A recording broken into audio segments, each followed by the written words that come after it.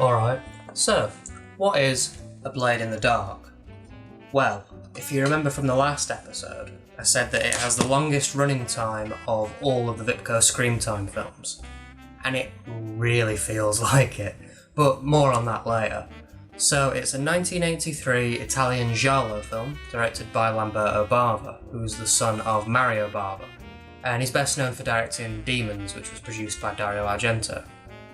So the plot's pretty straightforward. It's about a musician who's working on the score to a horror film, and women keep dying around him, and he suspects that it has something to do with the film he's working on. There's gore, there's suspense, and there's a hell of a lot of waiting around.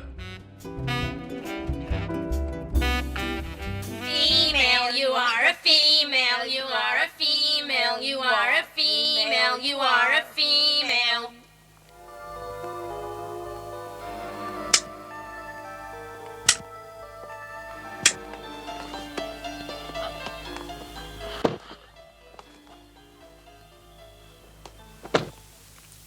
This is all the whiskey you possess?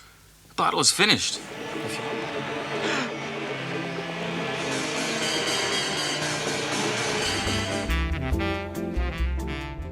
So this film is a real mixed bag.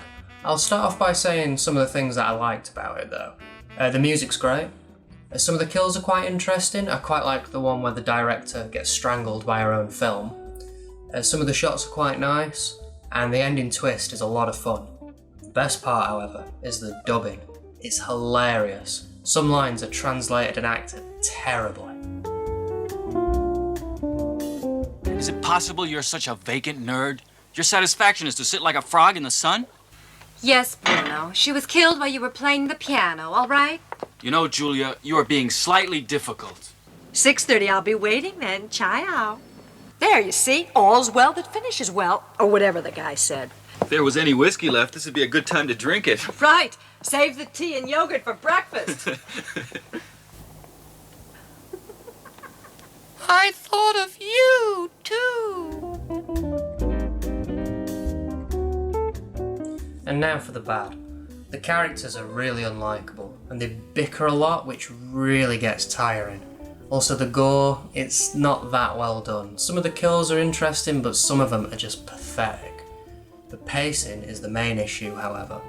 There are so many scenes that are really trying to build up the suspense, and it just equates to a bunch of people slowly walking around an empty house.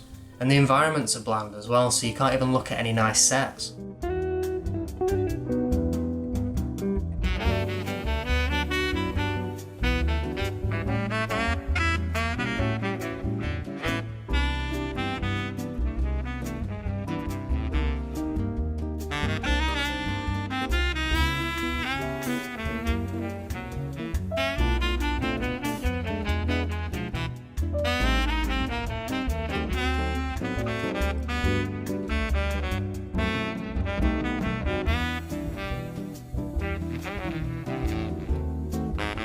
The release is pretty good this week though. Picture quality is great and the sound's alright as well. Did keep getting a weird crackling sound however. Put a few clips up on here, see if you can hear it as well. To compose a score like this, am I the right one? Bruno, you were the only choice for this.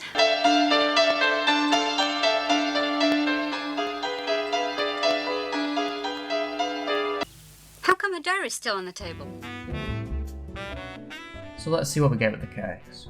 All seems pretty good, everything's correct, it sells the film quite well, and we even get this warning for a bathroom scene. In all honesty, the bathroom scene's pretty tame to today's standards, but it's always interesting seeing what was once seen as controversial. Another thing I've noted is the logo. Again, it's different, and we haven't had the same logo twice yet. This one does look better than the previous one, but it's for the wrong series. Now that is a Dead of Night level mistake if I've ever seen one. And let's see what we get on the disc. Same as usual again, chapter select, stills, galleries, and this week we get 4 trailers. They're spoiling us. We get the same 2 trailers as last week, and this week we also get a trailer for Mountain of the Cannibal Gods, which we'll be covering on episode 12 of this series, and a trailer for Cannibal Holocaust, which they released on their Vault of Horror collection, and is worth watching alone just for the soundtrack. If you can listen to the soundtrack in any way, then do. It's amazing.